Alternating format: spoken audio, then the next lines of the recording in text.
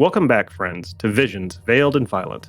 Last episode, our band of teenage heroes had their curiosity catch up to them as a pair of arachnid horrors attacked during our exploration of the ruined complex beneath the old well. While the rogue Luthander found himself tangled in an unholy necrotic web from some of the creatures, our combined skill, with more than little luck, dispatched the pair of monsters with relative ease. In the aftermath, our druid Moore identified the creatures as being part of some larger colony. Heedless of the danger, our band pushed deeper into the ruins to discover a chamber full of huge webbed cocoons formed from the same necrotic green resin substance that had briefly trapped Luthander. Our friends Adewale and Moore stepped in to investigate, only to be ambushed by more of the wretched spider things. Moore was struck down, seeing a terrible vision of a dark presence that had haunted her this past day as she struggled to stay alive. Jericho tried to save her but was also struck down by the monster. My character, the bookish halfling Nevet, managed to distract one of the monsters long enough for Luthander to strike it down, as Adewale dispatched with the other, barely escaping disaster, but now finding ourselves deep underground, running low on supplies, and questioning whether we ever should have descended in the first place. When last we left off, the young Zadis, who had descended into strange crypts beneath the old well, had discovered these unnatural arachnic revenants, horrific spider creatures with uncanny human-like features. They pushed forward bravely, following the druid Moore's vision. There's someone in need of aid down here.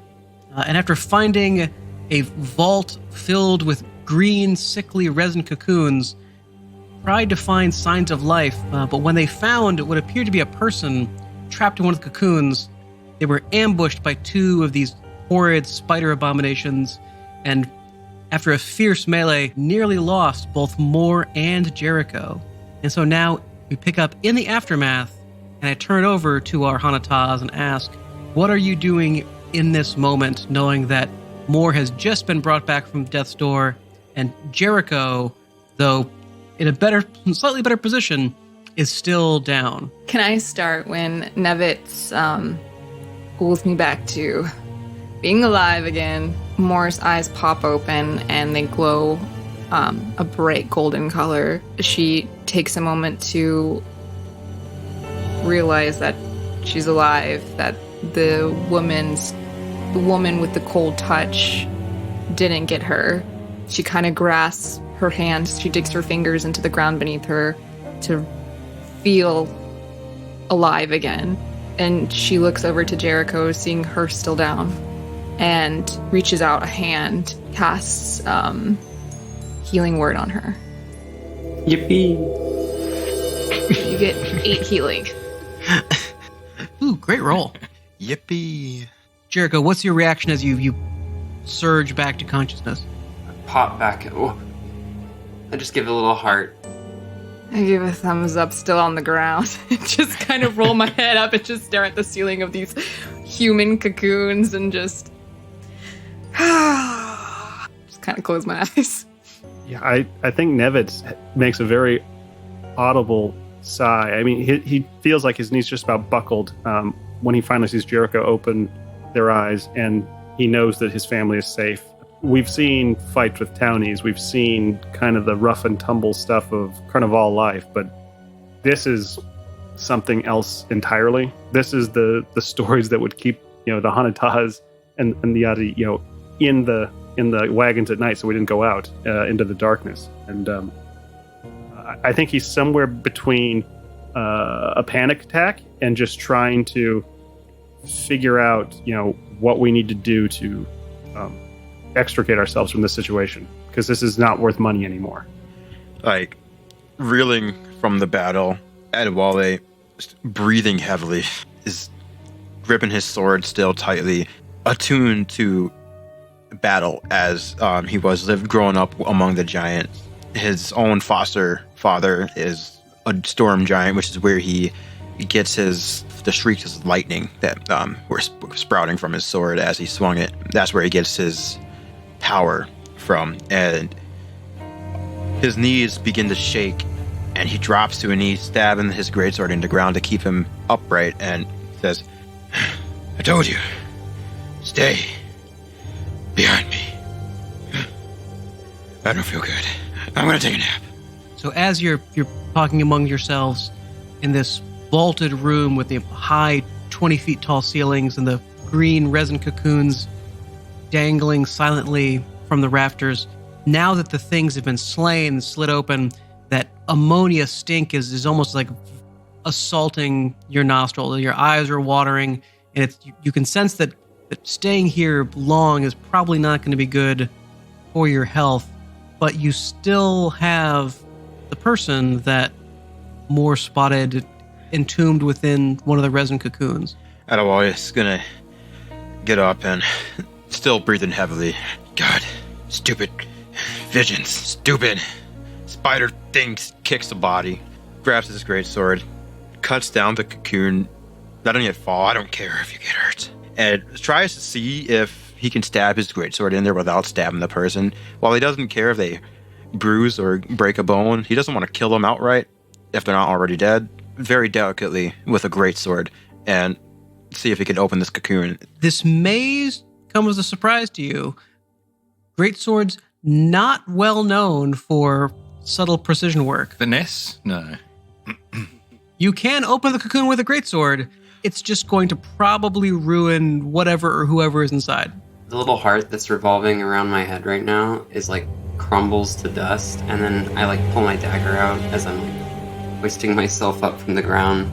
I like tap Adewale on the shoulder and like I like put my hands up and kind of give him this like stop gesture, and then I'm gonna take my dagger and try to like carefully cut the cocoon open. Jericho, as you chip open this hard crystalline substance, underneath you can see what looks to be a dark-skinned, bearded man wearing fine clothes, probably maybe 10, 15 years older than you, which would put him in his 20s to early 30s.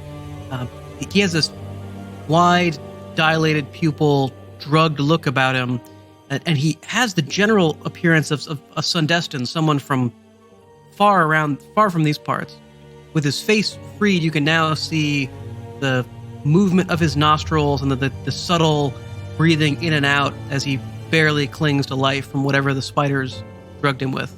Nate, for folks who aren't part of the GUI Nation yet, can you kind of explain Sundestan a little bit?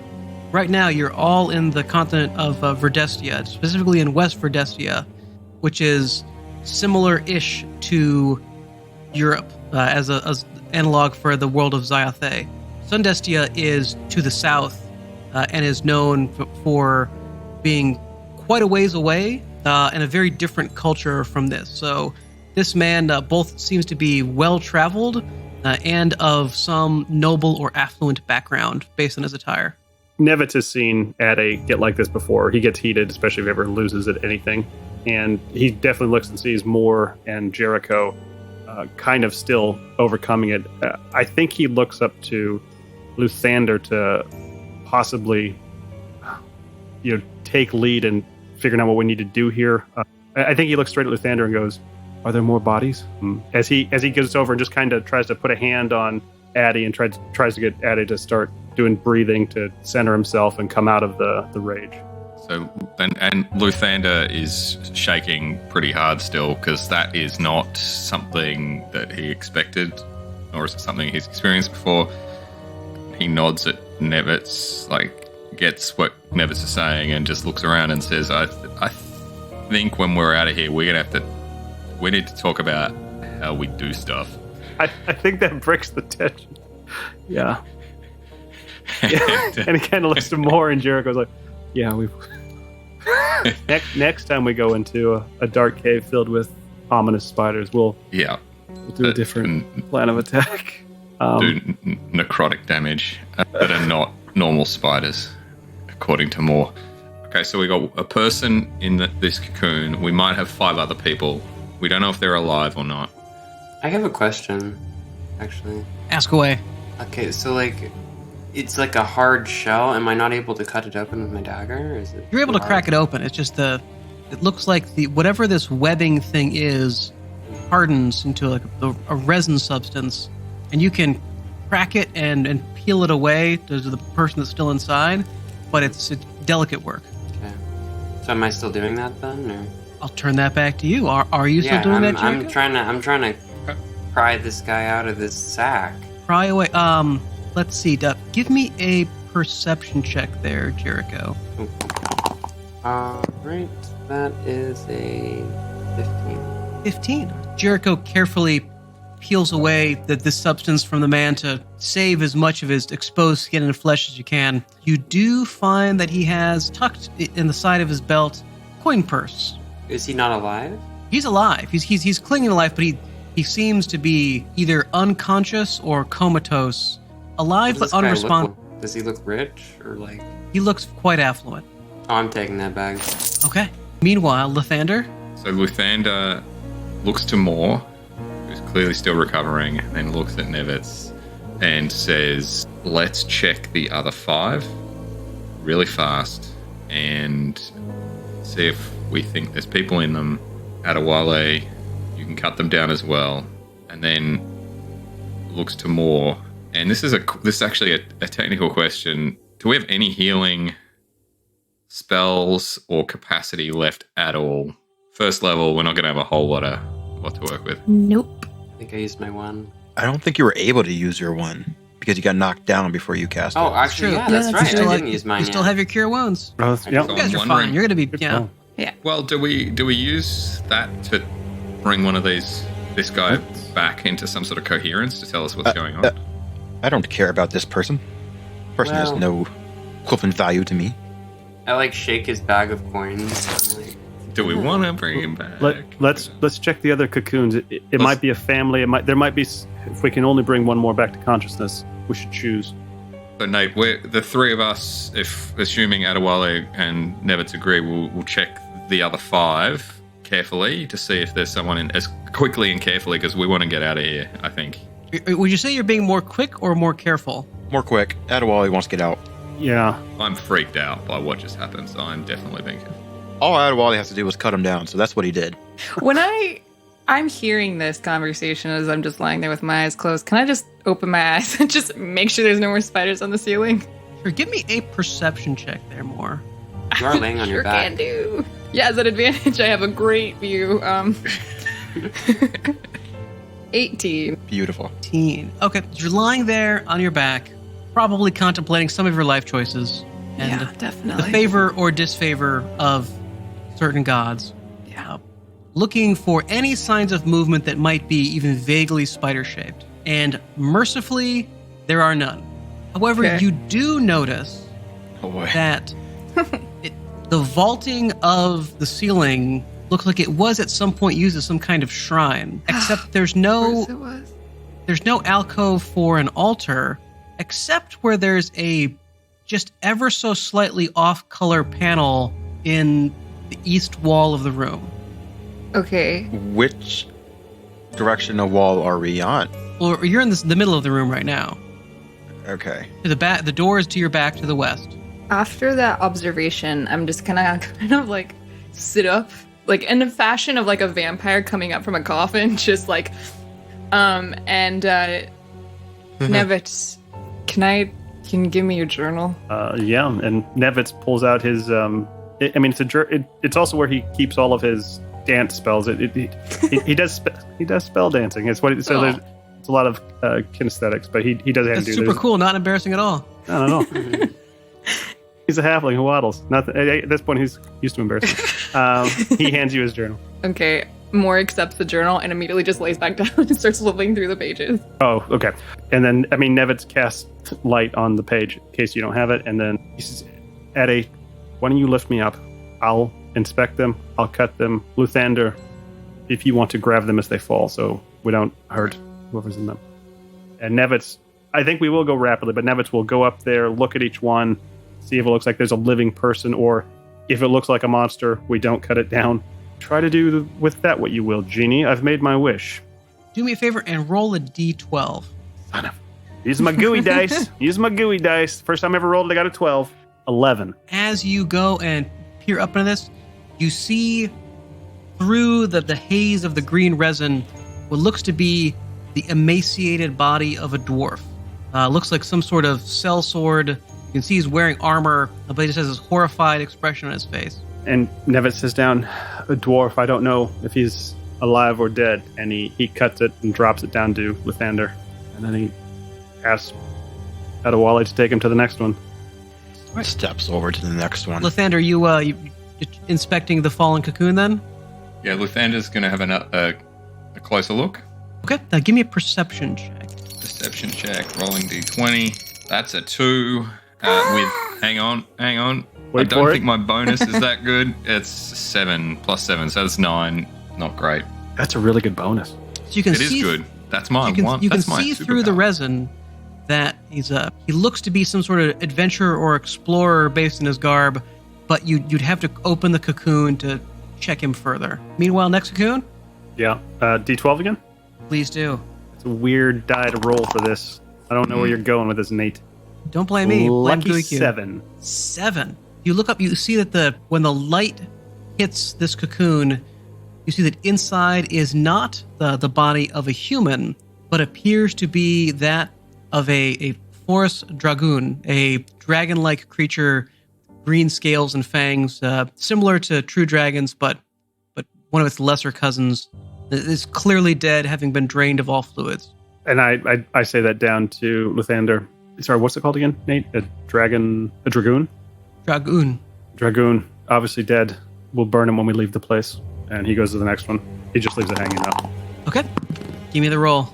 5. 5. 4 legs gives it away almost immediately, but you can see there what looks like to be some sort of large dog or wolf. Its hair sort of falling out in clumps, all of the fluids drained from its body. All drained, obviously dead, or Yes. dead wolf or dog. He goes to the next one. He leaves it hanging. Again, there's no reason to cut these ones down. Unless there's loot. Okay. Give me another D12. Lathander, do you want to search the dead dog for loot? I can do this. Dead dragon. Let's search a dead dragon. All right, 6. 6. This one similarly looks to be the emaciated skeleton of an elk. Thinking about Luthander's words, he tells Addy to take him back to the dragoon. He cuts down the dragoon, and then we go to the last one. I Okay, still last leave one. the wolf and the elk. We're not searching a dead elk. 9. 9. And so here, looking there, this larger cocoon, it looks like it might first show some sort of signs of promise, but then as you peer up into its resiny folds, you see what looks to be trapped in here, a body of a medium-sized brown bear. Does it look drunk? Not that bear. Not that bad. So he'll leave the animals hanging, and so we've got the dwarf and the dragoon on the ground. I look over. I guess is Jericho done with the first one, and is Mort still reading? Is she in a better space? Is there anything I notice about this wealthy-looking gentleman? Any identifying features or anything? So you can obviously tell that he's from somewhere else. He looks like a man of wealth. Never seen him before. He certainly looks vaguely familiar-ish. Give me a history check here. That is a 16. 16. So, as you study this man's face, you can't be totally sure, but you think you saw this man a couple of days ago at the Carnival near the gambling tents. That is the appropriate reaction to a so-so roll. Truer words were never spoken. So, Lathander, as you inspect the body of the dwarf, you crack open the cocoon, and it reeks awfully. Like whatever these spider things use to feast upon their prey smells just as bad as they do when they're dead. However, on this fallen adventurer, you find in his pack is a small silver flute, a banged up little tin of blueberry snuff, coin pouch, but the real prize is what you see in the scabbard along his belt. He seems to have been caught, been killed with his weapon unsheathed. Brief inspection reveals that he is carrying a Seric iron short sword. Seric iron is famous for its fine quality and its ability to have almost magical power in terms of maintaining a sharp, lethal edge. This is something that's fairly valuable and unusual that this poor fellow happened to be carrying on him. Nice. Good find. And the dragoon? It is simply a dead animal, but an exotic one. Having done all that, I think Nevitz kind of walk over and offers Moore a hand if she's ready to stand up and join the waking world entirely. Moore kind of senses you walking over, and she peeks over your journal and just places in one hand, grabs your hand with the other, and if you help her up, she immediately just goes back to reading the journal and she's engrossed with it right now. The rest of us don't know about the miscolored panel that you saw. I don't have any other reason to be in this room and not to want to burn it all down. Can I just... We haven't decided what we're going to do with this Unconscious guy? Correct. unconscious fella. Yeah. Jericho, you still have the ability to breathe a little life into one more? I raise my hand, little sparks come out of it. Jericho saunters up to this guy. Point of GM mercy. This person is not in danger of dying from lack of hit points. They're suffering from a enervating condition. And so you wouldn't need a cure spell on them. You need a restoration spell. Okay, so we know Kier would not do anything. Okay. Give you that one for free. Yeah. Anyone got a bucket of cold water handy? Just in the face. I'm just gonna grab him by his collar and just give him a slap. Just pow. And his head just moves limp like a sack of potatoes. Almost no response. You hear him moan softly as you hit him, but no other response. I got him by the scruff and then I'll just drop him. Whatever. And he just lands with a thud. It's more of a disease or something of the like than like a paralysis or comatose effect than, hey, heal. Yes, it's drugged, basically. Okay. And we do not see any other exits from this room, Nate? We're looking for doors or anything? Moore's gonna slam Nevitt's journal shut really loud. Okay. And No surprises, please. My head hurts. Right. Sorry. My bad. We are getting the heck out of here, right? I don't feel the need to push further unless we have a pressing concern to see what's behind that iron door. If we're in the business of doing more stupid things, may I try something really quick? I would like to point out that Moore is offering to do a stupid thing. We should take advantage of this.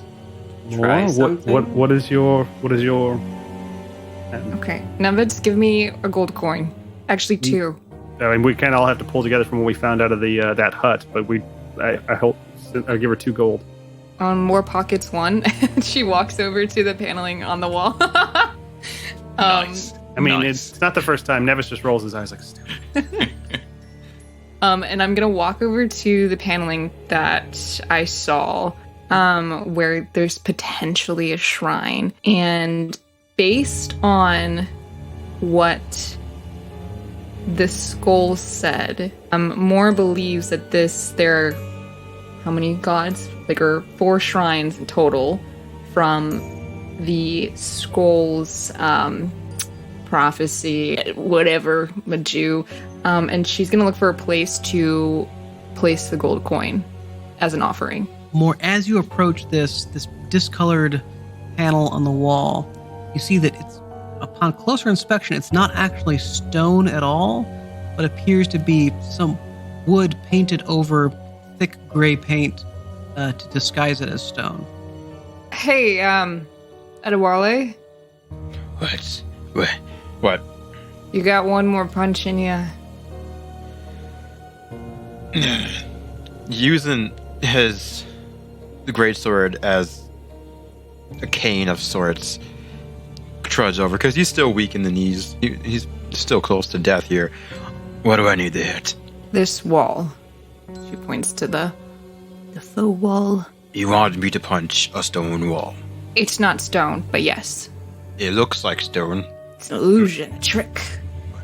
Do I need to aim anywhere? Right here. She just points to the center of the wooden panel.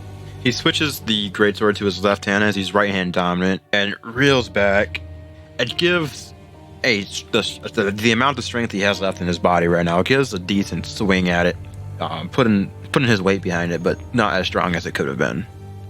All right, and so as you wind up, you're fist goes straight through this piece of wood, splintering it, and pull back. The plank comes free of the wall from where it had been affixed with just a few masonry nails. You see that there, in a small alcove, is a very simple stone shrine set in with, looks like some papers scattered along the basin of it. And on the back is a just very simple mural that says, "Dark blessings flow through the mother of the Umbra Flow." Does Umbra Flow mean anything to us? So you know that it's the... so actually make an Arcana check there, Jericho. You should know this. Let's find out. Right. Adwale knows this. He did research. It's an 8. So you know that it's a reference to the source of dark magic. It's something that is a corruption of the Xanthus, the natural font of all magic in the world. There is a dark goddess, Sha'ada, who is supposed to be directly associated with this source of evil magic. Nevitz looks over to Lathander and says, "Did Ade just punch through a stone wall?" Lathander nods and says, "And that's not the weirdest thing we've seen today, isn't that something?" More is what are we looking at? Do you see something? It's a shrine. To a good god? Like the burning text above my head is gonna like read, what was it? Zahada? Sha'ada. Ja'ada. No bueno. No good. Bad. Don't want to be with this one, eh? More. Does your reading of the omen say that this is the way forward? Give a gold to receive that which is greater than gold. Do you think that only applies to the skulls? I think it's worth a gold. And Nevitz pulls his sword and kind of makes sure everyone's like prepared for whatever happens. Before we get any ideas about more adventures, I feel like I could topple over any minute. Are you sure you want to test fate again? I think it's best you maybe go back and see if Jericho can use what left for their arcane ability to heal you. But I, for one, don't ever want to come back down here again. Since we're here, Curiosity, Hanataz. I'm gonna come over and like put my arm around my good pal, and do a little finger wiggle, little sparkles, and Throw a brick down a hallway. 5, 6. 6 hit points. Blessings of the gigantic dice. And Lathander nods and says, "And the guy we saw that got us down here in the first place." Does this person on the ground look anything like the person we saw? Or sound anything? I don't think we saw anybody, but I think we definitely heard someone. He hasn't made any noise since you freed him, but he's clearly He did human groan and after alive. Jericho slapped the ever-living slap out of him. That's actually a really good point. Didn't I see him? See who? The person that we came down here, the guy who was making the noise. I remember. The one Wasn't who's there a been vision? captured by the Yeah. weird Yeah. evil things. Blanket. I mean, Shadow I blanket. believe that's part of. I think it was a trick. I think we were lured down here. I don't think there's somebody down here. But I'm gonna go over to the guy and take a look at his face and see if it's the guy from the vision. So you remember that the guy from the vision was distinctly like a silhouette, like just a shape, like a black thing cut out. And this is so while this person is dark skinned, they definitely have a shape and a face. I think it was all a trick. Anyways, I flip the coin and I go back to the shrine. More as you look at the shrine, you see that the papers scattered around the basin aren't just random prayer sheafs. They actually look to be spell scrolls. Ooh, okay. Let me read some of those. So you can see that a cursory look here shows that of the papers, there are 4 scrolls present. A scroll of bless, a scroll of cure wounds, a scroll of protection from poison, and a scroll of revivify.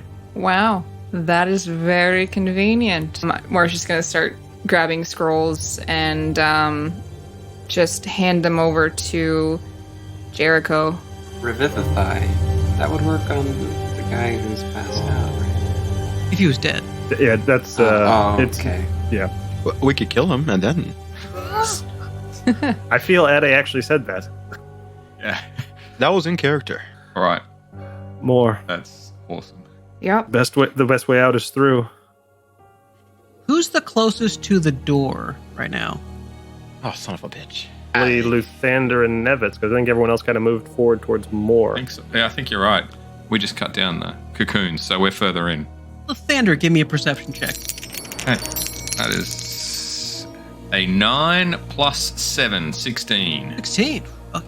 So you hear a faint thump echoing from somewhere in the catacombs. Could I tell direction? The echo distorted it. So Luthander will say there's still things down here with us, so we need to make a call one way or the other, I think. Okay, so Luthander's going to look around and look at each person and just say, does everyone feel like they can go on? Not does everyone want to go on, does everyone feel like they could? I'm fine. I haven't been injured. I don't like the way you worded that question. It did not give me the option to say no. So That's a Luthander's yes. going to acknowledge We Adewale. got 2 yeses. Yeah. Yeah.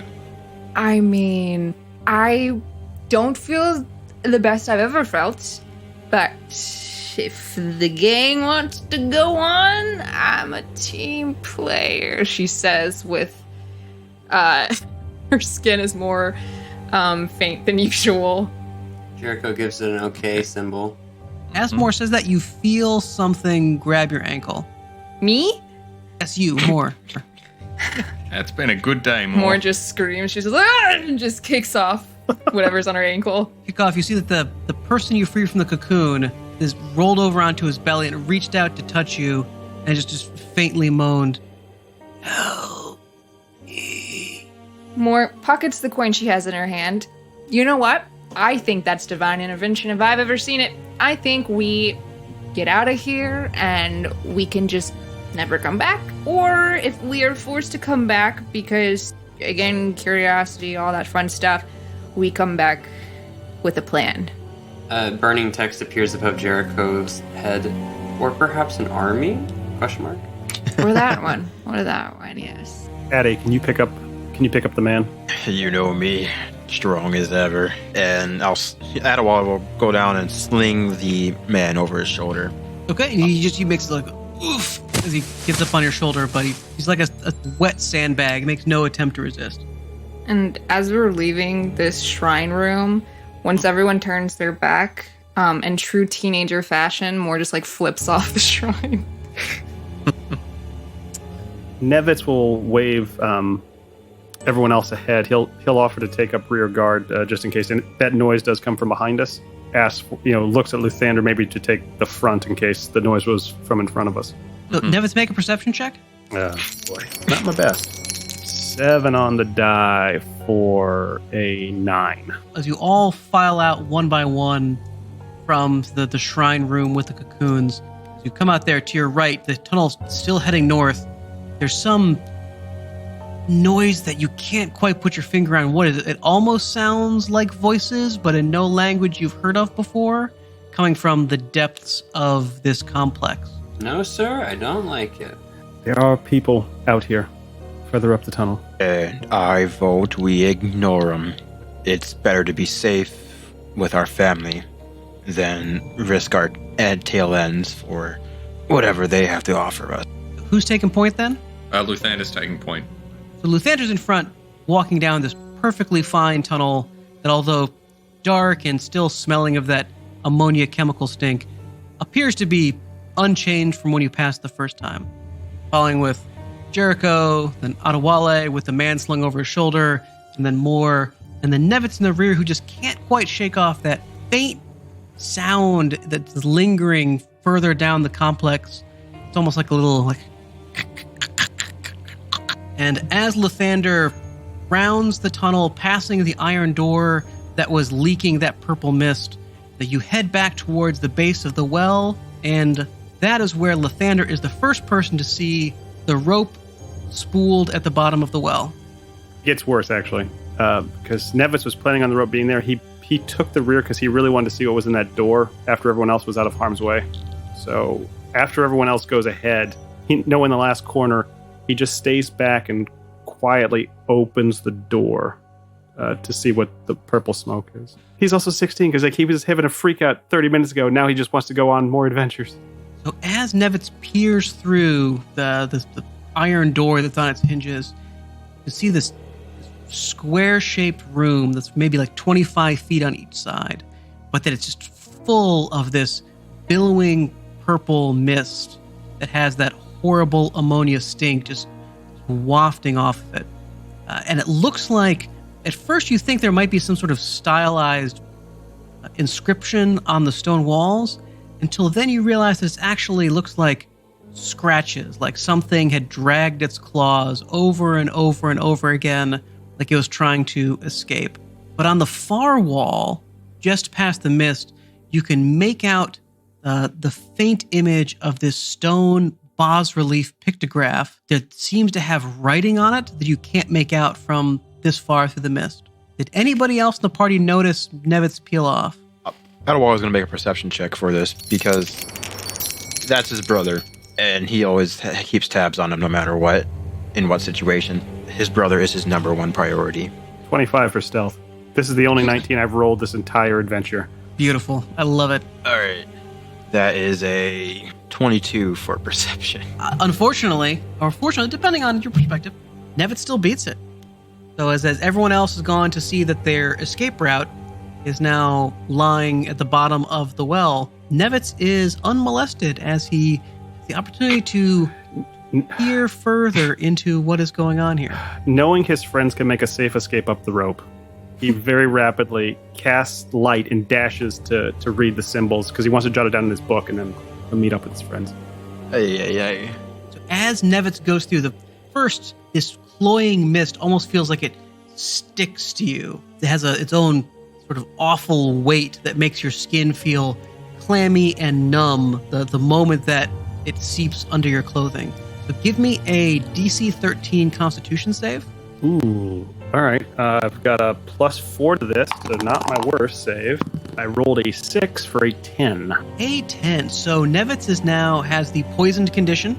Right. But you get close enough. When you cast light, you can see that this relief on the far wall depicts one of these spider things in what almost looks to be a form of bowing or supplication to a robed figure that doesn't have a face. Written below it, the words, "Bordrud is the master, you shall serve him." So with the poison seeping in, like he's inhaling it and it's cloying his skin. Like it just feels like his hand is cramping up, but he kind of fights through it and he opens his journal, light on his pen, and he starts copying down the image as well as he can, and then the words. Meanwhile, the other four are now sitting there with the person they might have rescued, except they seem to now have been trapped at the bottom of the well. What is your reaction? Do we notice Nevitz isn't there, or? Nope. You're blissfully unaware of Nevitz being absent in the rear at this point. Unaware that Nevitz is not with us, Adewale has a javelin with him. Could he tie the rope to the javelin? And I'm assuming we're 60 feet down. I'm assuming I could throw it further with a strength roll, but the range of a javelin, 120 feet. Could I throw a javelin up and out and hopefully get it stuck enough to where I can pull? The shorter answer is no. And the reason why is you'd be throwing it blind out the lip of the well and hoping to hit something hard enough and solid enough to bear your weight. You have no way of knowing if there's anything that would meet those qualifications. I just have a mental image of him hitting a child, like it falling doon the well. If this was DCC, you'd make a luck check right now, probably. Probably. But you're not that lucky. Don't blame me, blame Gooey Cube. Adewale will look at the group and say, I have an idea, but through process of elimination, most likely won't work.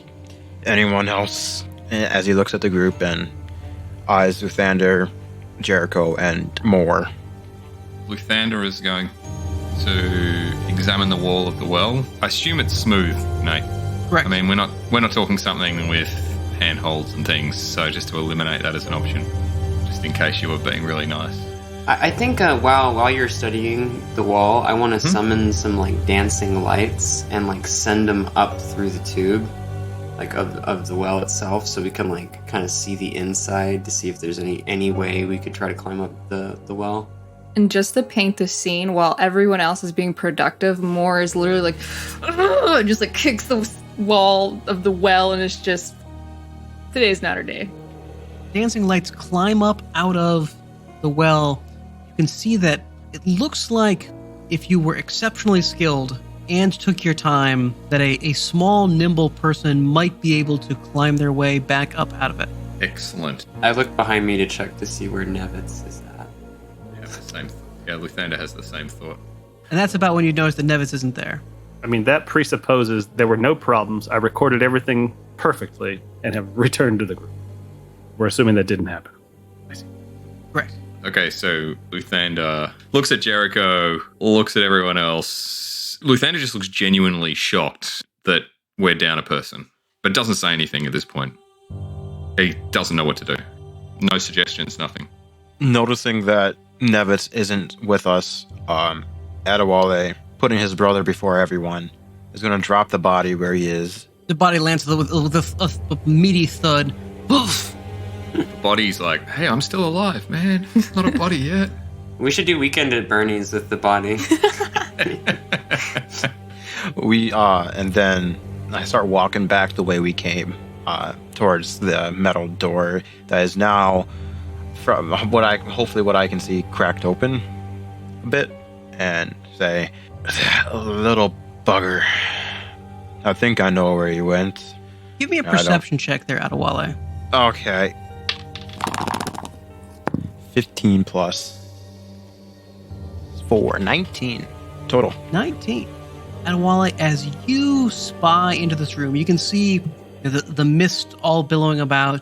You can see your little brother, Hanataz, there scribbling down in his notebook, even as his hand is cramping up. But from your vantage point, being much taller and not actually in the poisonous mist, you can see that there's actually a dark circle in the floor. There appears to be a pit that is the source of this mist. Large, is about 10 feet in diameter, and Nevitz, unbeknownst to him, is about 3 feet from the lip of it. Nevitz, before you move, don't move. That made sense in my head. Moving on, there is a pit that you are standing on the edge of. Nevitz looks behind him, probably a little shocked. I mean, I think it's not only affecting his physical. I think he's probably a bit out of it cognitively as well. Just give me another 2 minutes, and we can leave this place behind. Is everyone else already up? There is no up at the moment. What do you mean there's no up? The rope fell. The rope fell, or it was cut? It's on the ground, so, I mean, by law of gravitation, it fell. Whether it was cut beforehand, I don't know. Nevitz finishes, he just kind of scribbles the last bit just to get the main sketch marks, and he closes it, and I assume he sees the pit below him?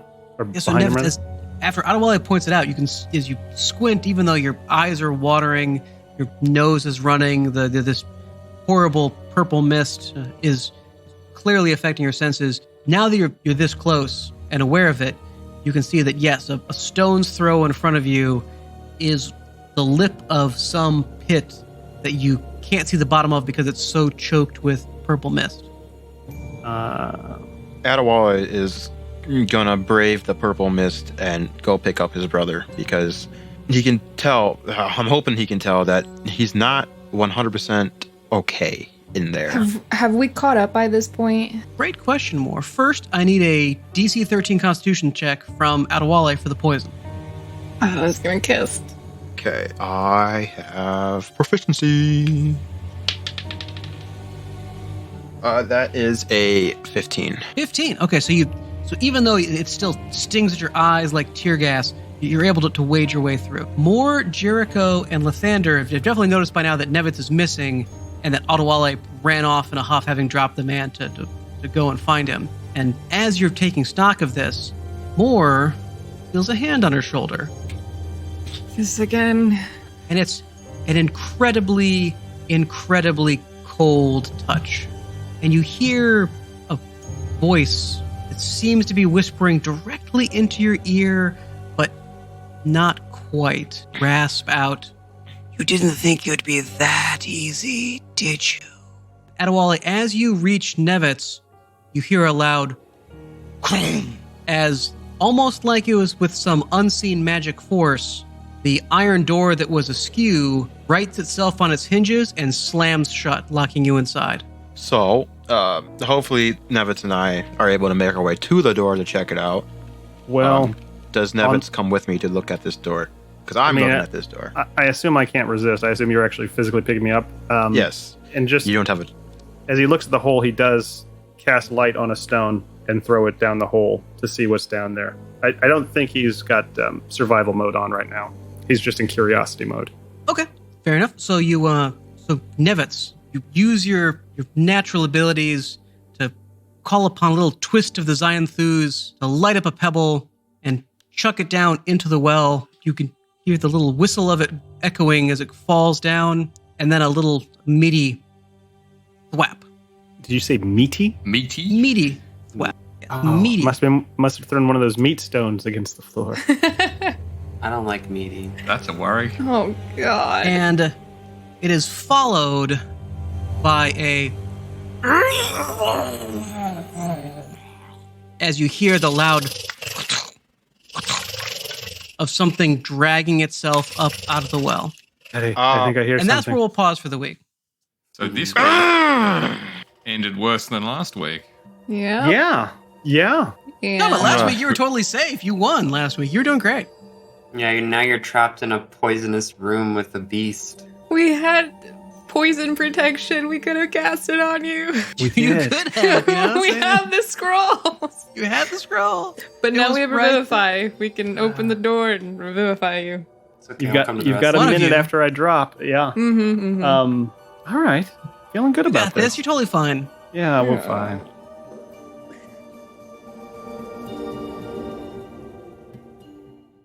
Hey everybody, thanks for joining us on Visions, Veiled and Violent, a D&D actual play of GUI Cube's Darkest Dream Adventure from the Red Star Rising campaign. All artwork, names, locations, and characters from the world of Xayathe are the sole property of GUI Cube and used with permission. Check out all their maps, adventures, and other original content at GUICube.com. A special thanks to Tabletop Audio for providing the fantastic music that accompanied this episode. As ever, if you enjoyed what you heard today, please like, rate, and subscribe to us wherever you get your podcast. And if you really enjoyed what you heard, please consider subscribing to our Patreon at the $3 tier. That support keeps the torches lit and the dice rolling, ensuring that our adventures continue to unfold. Remember, you don't know the burden others have carried to arrive at your gaming table, so be kind. Safe travels until next week when we return to Visions, Veiled and Violent.